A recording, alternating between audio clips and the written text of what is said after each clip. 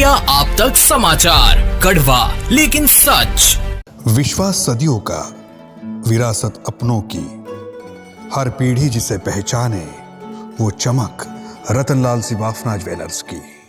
नमस्कार। आज की कहानी किसी चुनाव मैदान की नहीं है। आज की कहानी उस मैदान की है जहां मुकाबला हुआ ही नहीं।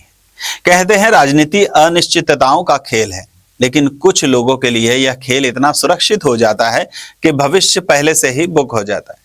जलगांव में भी कुछ ऐसा ही देखने के लिए मिला। विधायक राजू मामा भोले जी का पुत्र, लाइन लगा दी गई उसकी, और लाइन लगाने का मतलब तो आप सब समझते ही हैं, भविष्य सुरक्षित हो जाता है। विशाल भोले मेरे मित्र भी हैं।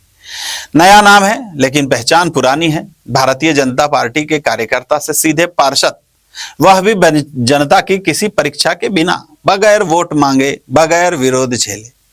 सबसे पहले उन्हें जीत की बधाई देता हूं मैं, क्योंकि हमारे लोकतंत्र में जीत का महत्व है, तरीके का नहीं। लेकिन सवाल भी मेरा यहीं से शुरू होता है। विशाल भोले का यह सफर कठिन नहीं था, क्योंकि रास्ता तो पहले से ही साफ कर दिया गया था।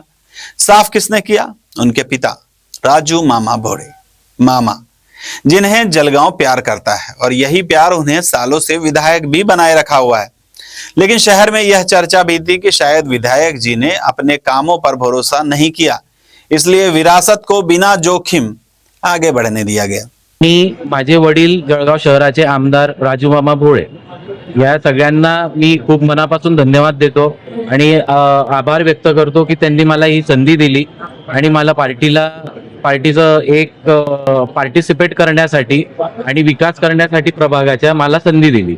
सोबत प्रभाग क्रमांक 7 क आणि सगळ्यात जास्त मोठं सॅक्रिफाईस माझ्या आईचं आहे।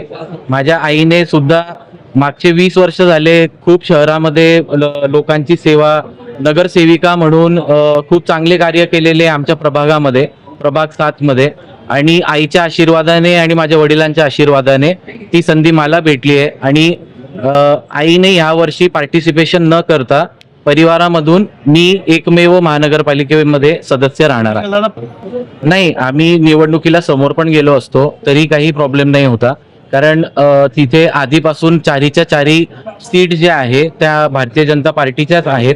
आणि तिथेच माझे बाबा सुद्धा आधी नगरसेवक होते आमदार होण्याच्या आधी, नंतर आई सुद्धा नगरसेविका होती, आणि त्या वॉर्डामध्ये आणि त्या प्रभागामध्ये आम्ही वर्षानुवर्ष झाले कार्य करत आलेलो आहे। तर तिथे आम्हाला आताही 100% गॅरंटी आहे की आमच्या चारीच्या चारी सीट, म्हणजे उरलेल्या तिघी सीट सुद्धा भारतीय जनता पार्टीच्या विजयी होणार।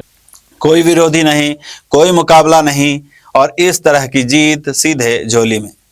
कानून कहता है कि यह जीत वैध है, नियमों के भीतर है, लेकिन लोकतंत्र सिर्फ नियमों से कहां चलता है, भावनाओं से भी चलता है। यहां एक विकल्प था, नोटा, मतलब जनता के पास असहमति जताने का अधिकार। लेकिन जब मैदान ही खाली हो तो असहमति भी बेबस हो जाती है। विशाल भोले ने धन्यवाद दिया माता पिता को, वरिष्ठों को, पार्टी को, लेकिन धन्यवाद का असली हकदार कौन है? वो तो शायद जो चुनाव लड़ने ही नहीं आया। जनता क्या, जनता हमेशा की तरह मुफ्त में आशीर्वाद दे रही है, और अगर काम नहीं हुआ तो अगले 5 साल मुफ्त में तकलीफें भी झेल लेगी। अब उम्मीदें विशाल से है। जो काम वर्षों से नहीं हो पाए हैं, डर छोड़िए, घर तक जाने का रास्ता भी अगर ठीक नहीं हुआ तो जनता चाहेगी कि वह काम अब विधायक जी नहीं तो उनका बेटा तो करके दिखाए, क्योंकि रिंग रोड की हालत तो आप सभी को पता है। यह कहानी किसी व्यक्ति के खिलाफ नहीं है, यह कहानी उस व्यवस्था की है जहां चुनाव जितना आसान होता जा रहा है और जनता का सवाल धीरे धीरे मुश्किल होता जा रहा है। इंडिया आप तक समाचार, कड़वा लेकिन सच।